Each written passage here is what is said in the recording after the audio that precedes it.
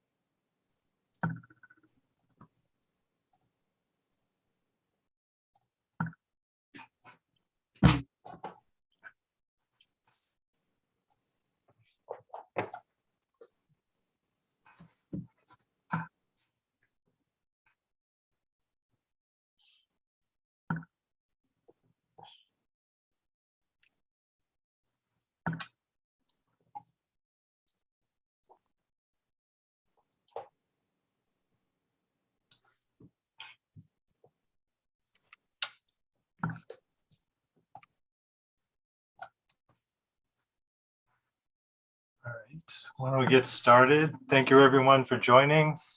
We'll do a quick intro before we dig into our session today. My name is Charlie Ogden. I'm a product manager at Autodesk, focused on grading and drainage features for our infrastructure products, mainly Civil 3D and InfraWorks. And we also have Val. Thanks, Charlie. And by the way, happy birthday. Nice. My name is Val. I'm a research engineer at Autodesk. And yeah, I'm excited to do this live session with you guys. We also have John. Morning, everyone. My name is John Sayre. I'm a technical marketing manager here at Autodesk. I also would like to wish Charlie a happy birthday. We've been talking about that. We were maybe going to embarrass him right in the middle of this webcast, but we thought we'd go ahead and break the ice and let everybody know. So looking forward to answering your questions today. I will be doing Q&A, and like to just tell you, ask away. If you've got a question, just put it in the chat, and I will do my best to answer that question. So, great. As you may see, today's session is part 1 of 6 YouTube Live Ask Me Anything sessions to help you learn more about grading optimization for Civil 3D. And under this video in the description, you'll find all the links to the future sessions. So make sure you set reminders to watch those as well. The next one's in 2 weeks from today. Also, please ask questions in the chat. As John said, he'll be answering questions there. We'd love to hear what you're thinking. And we'll also have a Q&A session at the end of the presentation if there's still unanswered questions. So with that, we can get started here.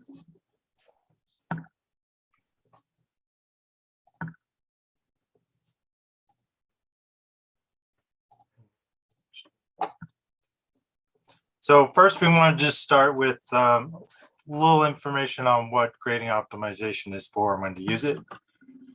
So, one case you might be used to in Civil 3D if you're grading something simple like a building pad, and in this case, the blue line, and there's 2 elevations that you want the pad at, and you want to grade out, say, 10 feet away from that at a 2% slope, and then grade out and tie into existing ground. You basically know exactly how you want to grade this, and there's really no reason in this case to use grading optimization. Not that you can't, but I just don't think this is the type of case that's going to save you time because you know exactly how to grade it. Where you want to use grading optimization is cases where there's a lot more going on and you're not sure up front exactly how you're going to grade it from one piece to another with the exact slope already known. So something like this, where there's maybe a building pad over here again, and maybe you know exactly what elevation you want that at, but then you have grass area around it, a sidewalk leading to a parking area, and that sidewalk could be 1% to 5%. The parking lot on one side, a parking lot on the other side. And each of those themselves could be some range between 1 and 5 or more percent. You could just start and grade with a certain percent, but you're not necessarily going to get maybe the best solution. It is also constrained because this parking lot needs to tie into existing elevations on this road in the front at 4 spots. Also tie in the back, and it might be complicated here with the steep slope out back. And there's also drainage to consider and making sure that that all flows out by gravity, flows into, wherever it's going at not too low of an elevation to meet that. So there's a lot going on here. There's a lot of different things. There's a lot of flexibility in many of the slopes here. And that's really where grading optimization can come in, is when there's this flexibility and you're trying to figure out what the optimal solution is going to be and how to grade it. And then last thing before we jump into Civil 3D is just, where do you find grading optimization? This is available for customers with the AEC collection, and also customers using TokenFlex, which are typically customers with an enterprise business agreement. I imagine most people are probably in the AEC collection spot. So for them, you'd find this either in the Autodesk desktop app. If you just go to your products, you should see it listed there. Grading optimization, mine's already installed, so it's grayed out. But you can also, if you have access to your account online, you can go to manage.autodesk.com, and there under all products and services, you should see the AEC collection, and in that you can view all included items. For customers with TokenFlex, you may just have to check with your internal Autodesk account manager. They've probably set up a deployment, so they can tell you where to access that. So with that, then once grading optimization's installed, you won't see it on the home tab. There is grading tools here that we've always had. It's not there. This was viewed more of an analysis of an optimization. So you'll find it on the Analyze tab. So all the tools are over on the right here on this grading optimization panel. And there's, we'll get into these in a minute, but there's some UI features, a browser to list all the items, tools on a tool palette, and then also a button to launch the grading optimization itself, which we'll have Val describe what that does. Yeah, first of all, what does grading optimization actually do?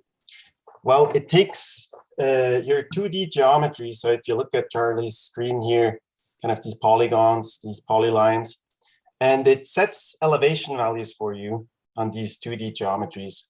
And it does these in a way to satisfy constraints that you're going to set. And these constraints we're going to see, Charlie's going to show with these kind of grading objects. We're going to set them on zones, on lines, things like that. And so the optimizer is always going to try to solve these constraints. It's also going to go after objectives. What is the difference? The objectives you're going to set after in grading optimization. Well, a constraint is kind of a non-negotiable that you have in your design. It's like slope constraints that your design need to satisfy. Elevations like elevation distances, offsets. Objectives are more things that are nice to have. Like, for example, you would like to balance, or you would like to keep your volumes low, or you would like to have nice contours, things like that. And the solver will try to do that as well, but it's always going to aim for constraints first to make them feasible. So with that, we can basically go and set the first few constraints. Charlie, do you want to show how to do that? Yeah, so using the grading object tools, this opens the tool palette, and this is just your Civil 3D tool palette where you'd find subassemblies. We've just added a couple tabs here for some, a way to add these grading properties. So in our drawing here, we have kind of a simple site with a building in red, parking lot, over here, a new road coming in. There is an existing road that wraps around. It's not shown, but that's kind of the edge of our project. So we don't want to grade into that. We don't want to grade too far off this proposed road. So really we have this polyline in here that's the limit of our work. So I'm going to add that as a grading limit. So we can just use these tools, select the tool from here, and then it's prompting you to select something. So I'll select this polyline to add that as a grading limit. Properties get added to that as a grading limit. And I can just name this. Always good to rename these things. You will see that in later sessions to organize yourself in the tool after. And there's a bunch of properties here we don't need to go into right now. I think for now, we'll just concentrate on the slope constraints. So these are constraints like Val mentioned. So there's a maximum slope 3 to 1. There's a minimum of 2%, but we're actually going to suggest, at least starting out, that we change that to 0.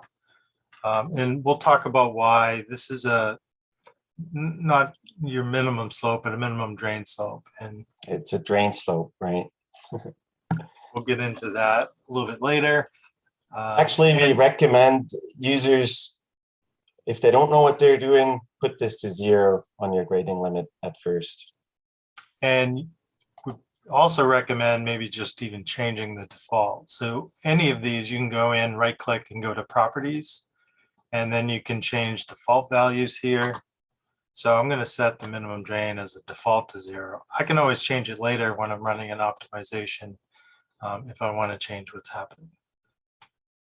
So it's as simple as that, just to add these properties to your objects. And these are just AutoCAD polylines in my drawing. They could be feature lines, alignments, other objects. So certain things need to be closed.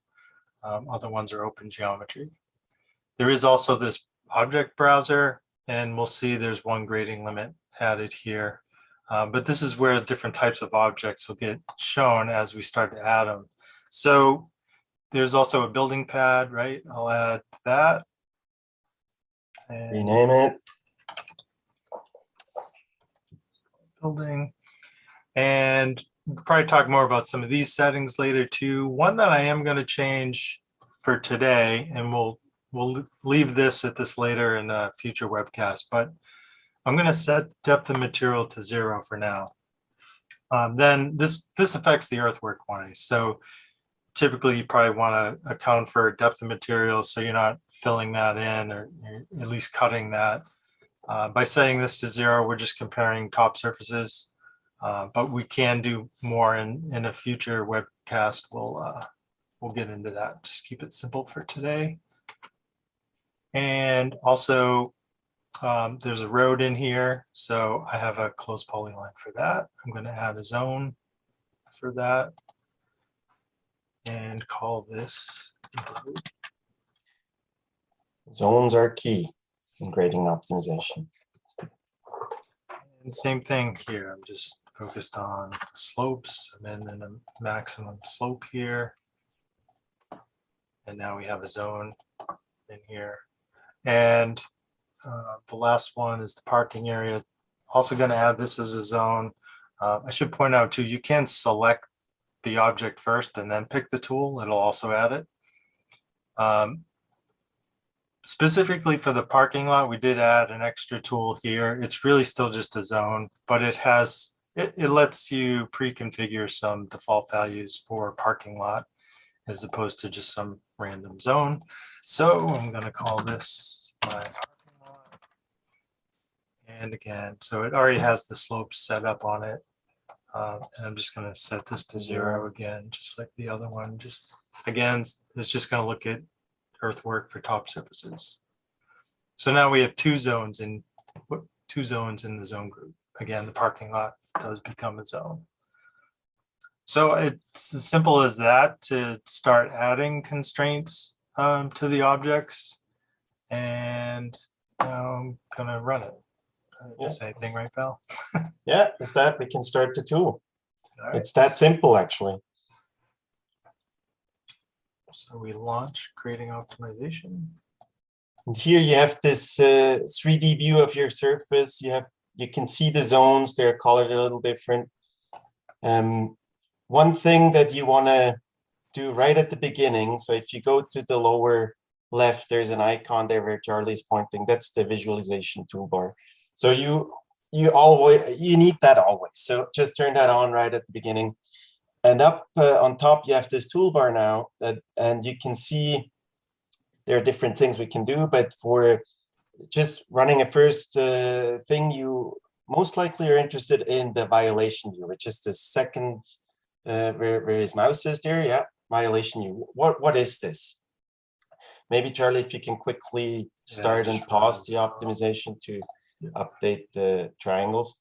So here you can see it puts everything to gray, and a few of the triangles are red. At the bottom right, you can see the legend there. Dark red shows max slope violated. We can see that on the building. The building is supposed to be flat. It's not flat right now. It's going to work on it after, but that's why it's showing dark red. If you hover over these red triangles, you will see a tooltip that shows you actually what's violated. So on top, you can see the slope, which is more than 0. And you can see the setting of this triangle is max is 0. Drain slope is 0 as well there. It's not violated. We will later, when we go to drain slopes, we will see different colors in this violation. You will see like lighter shades of red that have to do with drainage. But for now, the only things that we have here are the max slopes, and this is the only thing that's violated. Now, there's another thing that we want to, before we run, quickly look at. It's beside the optimize button on the left side are these sliders. Yeah, quickly click on these optimization options. And on top, the global constraints, that's just if you don't have a grading limit. Iterations, you can leave them. We can always stop early. But the interesting thing here are these objective weights. So we talked quickly about objectives like balancing, minimizing volumes, or smoothing the surface. This is where you can actually tell the solver what you're interested in, what you want the solver to try to minimize in terms of costs. So right now we only have the smooth surface on. That means we want nice contours that are gradable, but you can also balance. You can minimize the volumes. We're going to see that a bit later. But for now, we just leave it like this, and I think we can run it, Charlie, right? Yep. Mm-hmm. Run it here. And smoothing the surface isn't necessarily just nice contours. It's really just trying to minimize the grade difference between the grade change and triangles. Between the triangles, that's right. Now you can see these red triangles, they start disappearing. That means it's solving really hard. Another way to see how your optimization progresses is, again, down at the left, you have this convergence plot. And that's really something that gives you a good idea how things are going. Even, I would say, better than the violation view itself. You always use them together, but this is really a thing that helps you. So what does it tell you? So the top where it says feasibility, this is basically a plot that tells you how close the solver is to a solution. So with close, we mean if you're at 0, you're at a solution. So you want the thing to go down. You want this thing to go down to 0. And here we can see it really went steeply down, and it's approaching something nice there. If you have a really ugly problem where you threw in a lot of constraints and it's not possible to do what you want, the solver will flatten out at a certain distance away from a solution. So and you will notice that when this curve flattens out, solver can probably not do better. So this is really helpful to know if things are going well or not, or if you need to change something. We can also see the volume here, right? We can see the volume that's 8,000 or 9,000 cubic feet right now, which is not nicely balanced. So we could probably stop and change that a little bit. Change some of these objectives, yeah. can set balancing at 100%. Maybe I'll bump this one down to 50 and just bump this one up a little bit. So this is going to balance to try to balance to 0. You could put in some other known value here if you wanted to. In minimize earthworks, just going to try to minimize the depths of cut and fill, which it tries to end up minimizing the total cut and fill. So I'll do this and we'll run this again. You can see it goes down again nicely, but this time the solution will be slightly different. It will move certain triangles up and others down to balance.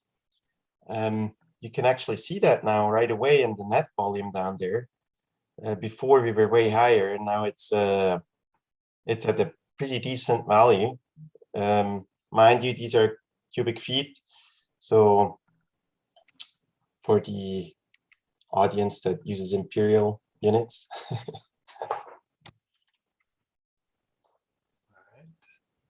So, I mean, we could let this run a little longer, but I think we'll stop it at this point and go back to Simple 3D and add some more things.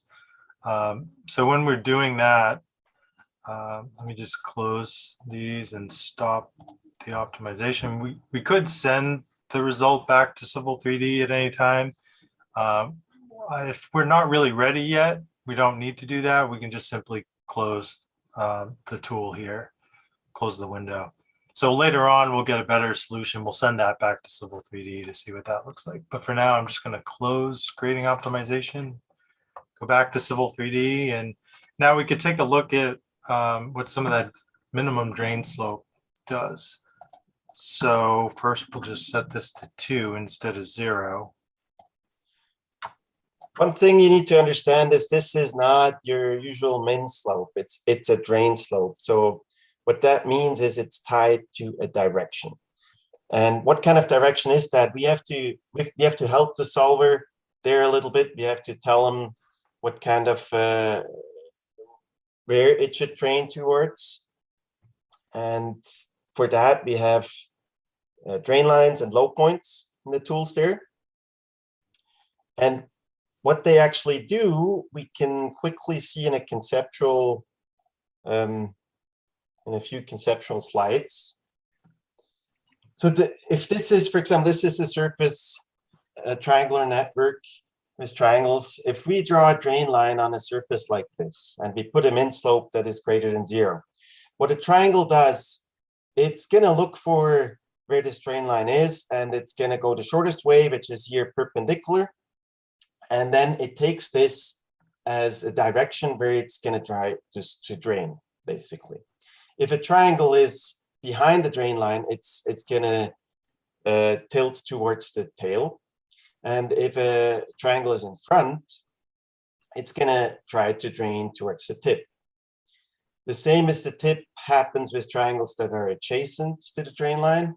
So these as well, they're going to make the whole drain channel a little bit inclining so that things flow towards the tip there. So if you do that with all the triangles, you end up with a pattern like this, and we call these direction vectors or drain vectors. And remember, these are the ones that's the intention where water should drain. So what happens if you have 2 drain lines? Well, for example, we have 2 like this. Well, a similar thing, but a triangle right now, it measures, it goes to both drain lines, shortest way, and then it takes the direction that is shorter. So it goes to the closest drain element it can find. That's very important to remember. It goes always to the closest drain element it can find.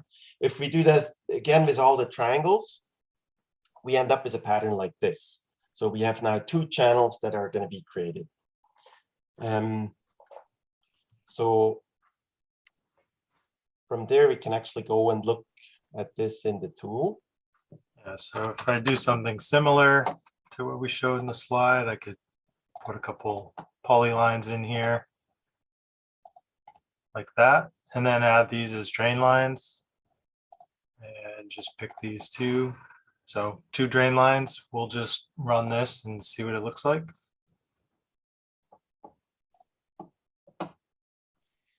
Now, if you want to quickly start and pause again, Charlie, and then go in the visualization toolbar, we have there this little thing on the side, hydrology direction vectors. If you click on that, you will see, if you look at the surface careful enough, you can see now these direction vector that we had before on the slides.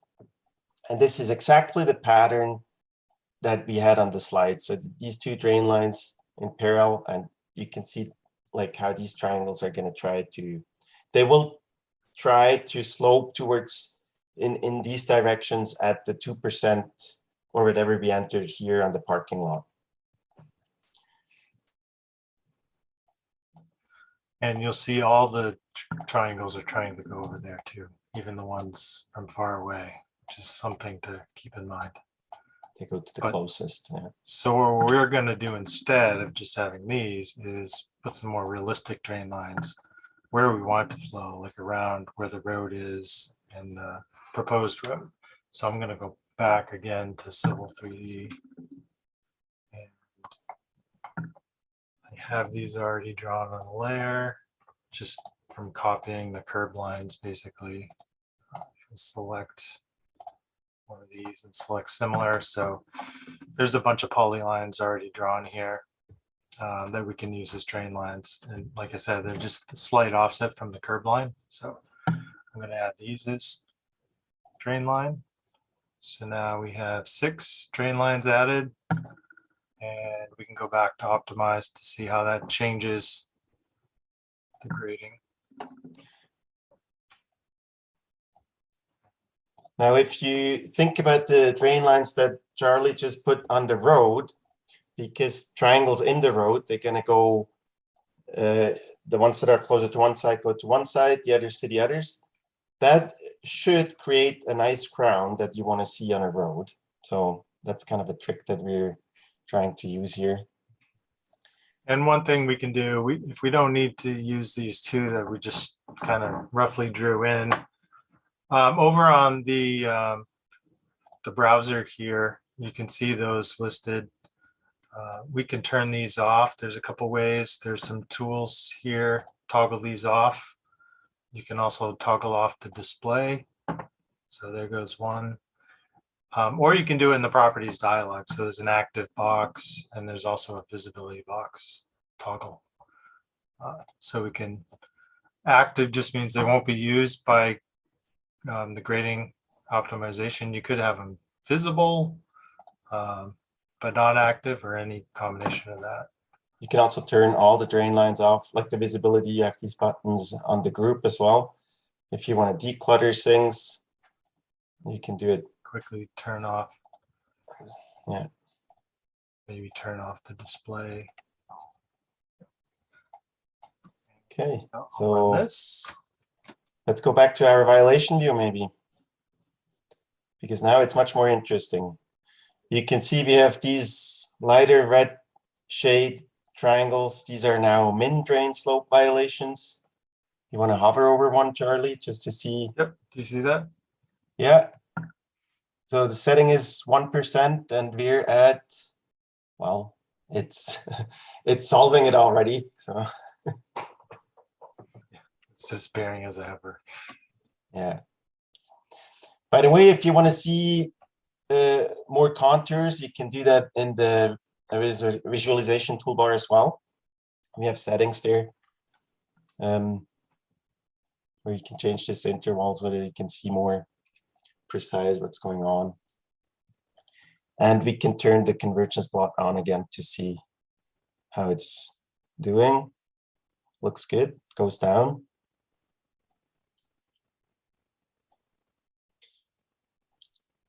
Now, when do you stop? Like I said, when it's flattening out, that means usually it's not improving things very much anymore. It can't maybe. So if it's flattening out at a high value, you might want to go back and relax things. That means maybe increase your max slopes or take your drain slopes away, things like that. In this case, it looks really good. So you could let this run for a bit longer, but what do you think, Charlie? Yeah, for the I- sake of time, we can stop it now. But yeah, eventually this will, like Val said, flatten out, and that's probably a good time to stop it. It's below, 1, so it's pretty much everything that's still remaining is fairly close. Well, some of that it's pretty flat, but like 9 instead of 1. So yeah, I mean, you could let it run for a little longer, but for the sake of doing a webcast, I think we can stop this. The volumes there, they look pretty good. I mean, it's not as good as before, but keep in mind we threw a lot of constraints in here with this drain slope. So if we pretend this is what we wanted, we let it run for a little bit longer and it was done. We could return this to Civil 3D, and I'll just go ahead and do that now. So send the result back to Civil 3D, and this will let us choose to bring back the surface. So this will be the optimized surface now. And also feature lines. So we started with 2D polylines, basically. They could have been feature lines. In my case, they were all 2D polylines. So what this will do is return basically the same lines, but now with elevations from that optimized surface on them. So you could use the surface as, maybe kind of doing some checks, or you could create a new surface from the feature lines and add additional feature lines later to get it more detailed. So for this surface, I'm just going to create a new surface and just call this Geo, and then pick a style. I'm just going to use the 1 in 5 design contours. And then for the feature lines, similar thing. You could create a new site and put these in a new site, or you can toggle this off so it's not in a site, which means it's the site list feature lines group out here instead of being in a site. And then also chooses a style for those. If I had points, I could return those as well, but I didn't send any low points or any other points. We'll talk about those more in a future webcast. So with this, I'm just going to finish. So it'll create a new surface over here on Prospector and also add the feature lines to the list as well. So we can see now there's a new surface Geo. I can see the contours here. Also feature lines. So the feature lines we started with are now being returned with elevations on them, and they're separate objects. So you can still use the original objects to kind of redo your analysis. And this surface here, you can see, I have the proposed surface result. Maybe kind of hard to see there. And one last thing, we can just check Volumes. We want to know about the volumes. Let's give this a name and choose my. This is really a strength of Geo. I mean, balancing is a tedious thing. It does it all for you. So that's probably one of the stronger features. So just combined was my existing ground, and Geo was the one we returned.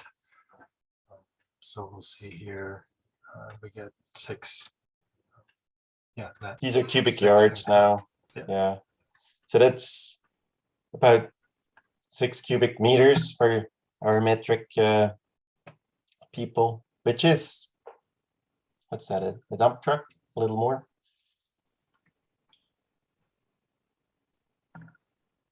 All right, so anything else? I think it's kind of what we wanted to go over in the first session, right, Val? Yeah, I think All right. that was everything for today. And we'll get in, I think the next session, we plan to take this same site a little bit further, and then in future webcasts, we'll mix it up with some different examples. Let's see. Yeah, so I guess that's it for presentation part. John, are there any questions in the Q&A? There are. So just a couple quick questions here. Can you specify longitudinal and cross slopes in zones? Right now, no. Right now, no, No. we just have a, yeah, maximum slope, which could really be in any direction. The minimum slope, of course, the direction can be specified, but then you can't, yeah, specify right now a perpendicular slope. Okay. We've heard before, though. Yeah, I was gonna say, I Would think be we've nice. heard that question several times, right? Yeah, And Yeah, we heard it. totally get, yeah. Certainly be better for the roadway, walkways. yeah. So there was a question about the roadway. How did you create the roadway itself? Did you do it in one zone? Did you use two? How did you do that to take into account for slope? Yeah, so I mean, in our example here, we just did one. Let me just turn all these off so I can.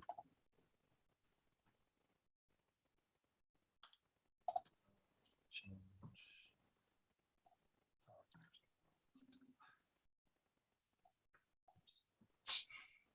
Yeah, there are different ways how you can do it. Like you could use maybe two zones for a zone for each lane, left and right. But here we just used one zone basically, and then with train lines on either side, it really creates this crown that you want to see. Yeah, But yeah, we didn't really call it out, but the drain lines actually, it retriangulates at the midpoint between those, so that helped to create the crown. But for me, yeah, this was all just one zone, but we could have broke it up if there were different areas, maybe at the intersection you needed it to be flatter. This was pretty flat anyway, but yeah, you certainly could break it up, but we didn't. Yeah, I think that's a good point to make, that if you're wanting to control something differently inside of another zone, just create another zone. And you should be able to achieve what you're wanting to do. Val and I have sat and we've created zones and zones and zones and zones before, it's right? all about zones. Yeah. Yeah. I got tired of hearing just create another zone. So, but they do work very, very well together. There's another question here. Can you specify or can you tell grading optimization to balance cut fill based on elevations below the top surface? This way you're not including paving or select fill. Does that make sense? Yeah, like So stripping, right? Or so is it more like you want to count for the depth of materials, or? Yes, I think so. Well, so it's not including paving or select fill. So yeah, Yeah, if I think you would that's, treat that like you were doing the stripping or something, like Val said. yeah, It's we do exactly have this that. property we skipped over for this session that we'll talk about next time. But a way to specify, so this depth of materials for the road, that would be your pavement and base materials. And then when it does the cut and fill calculations, it won't include this area in the fill, and it'll make sure it's cutting that out for cut. So yeah, that should account for this. you will always get the top surface back though, right now. So what you get back is the top surface, but the volumes that it shows are the ones that include this material. Yeah, so the volumes would be to underneath all these materials. Exactly. So there was a question for someone, I figured I'd throw it out there. They said that they loaded grading optimization, but the grading optimization window didn't come up or didn't show anything inside of it. Have you guys seen that before? I suggested that they maybe update their video driver, but I didn't know if you guys had seen that before. They said that I think had they installed .2? Can't remember. I'd have to look back through the notes here, but that could have been something with it. So nothing showed up, like not even controls and things like that. Yeah, I don't think so. Nothing. Oh, I don't know if it was just the canvas that was blank, but the UI was all there. I feel like we saw that in beta, but I don't remember seeing it. I didn't ask them if they were running the beta, then part of futures or anything like that. So if you are running beta, then try and install the production version and see if you get it. And I guess just make sure in general you're up to date on the latest. 'Cause There was a hot fix recently that fixed some issues we had with balancing. It's very important that you install that hot fix if you. we've had a Well- couple of updates since the initial release. Yep. Some good things in some of those updates, like added the retaining wall and things of that nature. So just gives you more functionality. If you could put zones within zones, is it okay for zones to share an edge or overlap edges? Yes, we're gonna look at this in the next webcast, actually, where when you work with multiple zones, like when you open the optimization, where you have this tree view and you have all these zones there. We're gonna look at that next time, but basically you can slide, this is a hierarchy, the order in which these zones are shown here. So the top ones, they override what's underneath. So, but we're gonna see that in the next webcast in more detail. But basically, when you have overlapping zones, the one that is above the other one in this list wins.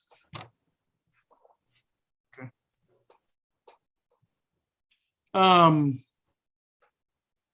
I had one. Here we go. Can you specify the locations of your high points or ridges?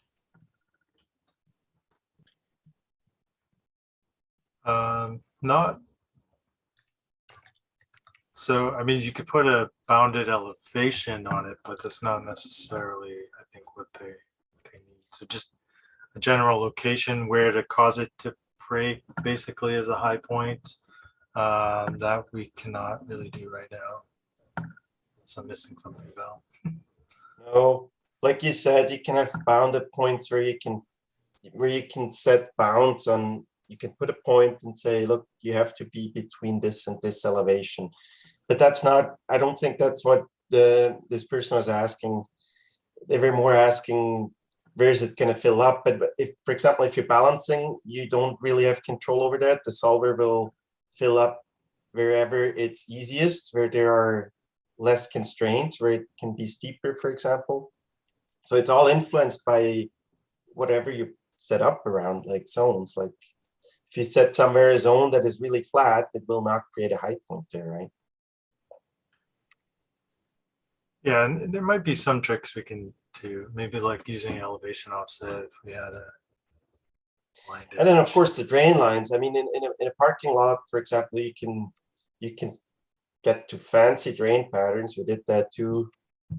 Charlie did that on a site, on a commercial site, diamond patterns, things like that. And if you think what we showed in these slides, how these triangles are going to try to incline themselves, you can just place your drain lines accordingly, and it creates this diamond pattern, and you will have your high points at the corners, right? All right. One other question here, and I'll take this off your shoulders and I'll answer it. It says, can we run optimization on an existing FG surface created traditionally to show where it could be improved? Not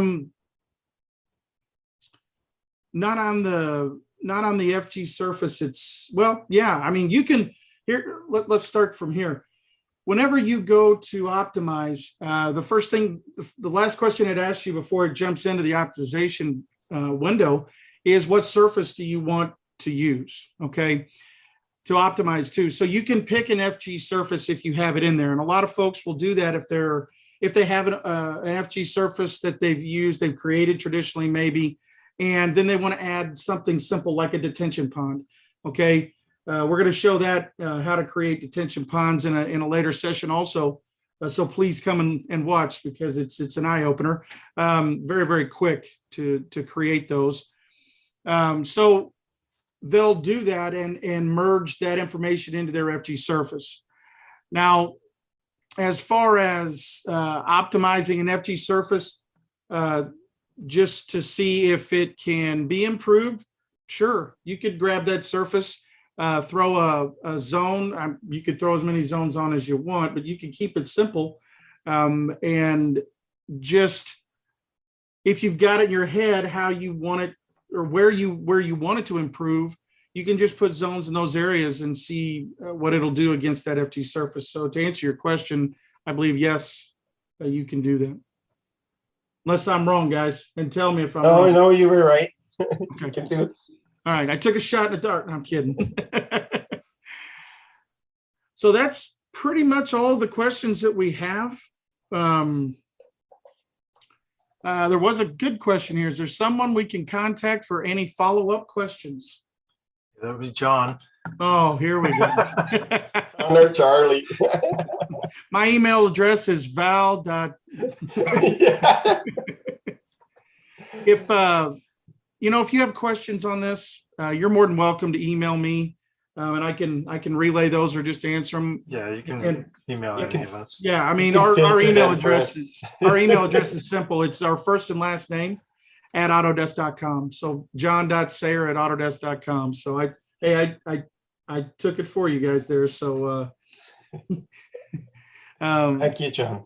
you're more than welcome to email me at any time on this. It's a nice birthday present for Charlie. Yeah, it is. Happy birthday. We should sing to him. That's all right. Let's. I don't think anybody wants to hear that, right? No. But again, that's all the questions that I see. Okay. So we'll go ahead and end the Q&A and turn it over to you, Charlie. Sure. I did see one asking about the data set we were using. This is actually one of the samples that gets installed here. It's called Corner Lot. Although it is a little bit different, I kind of tweaked the design a little. I think the road and the building's the same, but changed the parking lot a little slightly and the sidewalk. But in general, yeah, you could probably use this same surface and everything to try out what we did today. So great. So thanks again, everyone, for joining. This YouTube session will be saved to our channel, the Autodesk Infrastructure channel. So you can watch it again later, share it with coworkers. And also remember to, down below, set reminders for our future sessions. Again, the next one is in 2 weeks. All the links are there, though, below the description under the video. So thanks again, John, for helping with questions, and thanks to the team behind the scenes that helped us run smoothly. And thank you, everyone, for your time joining today, and have a great day. Thanks. See you, everyone. Hey, everybody.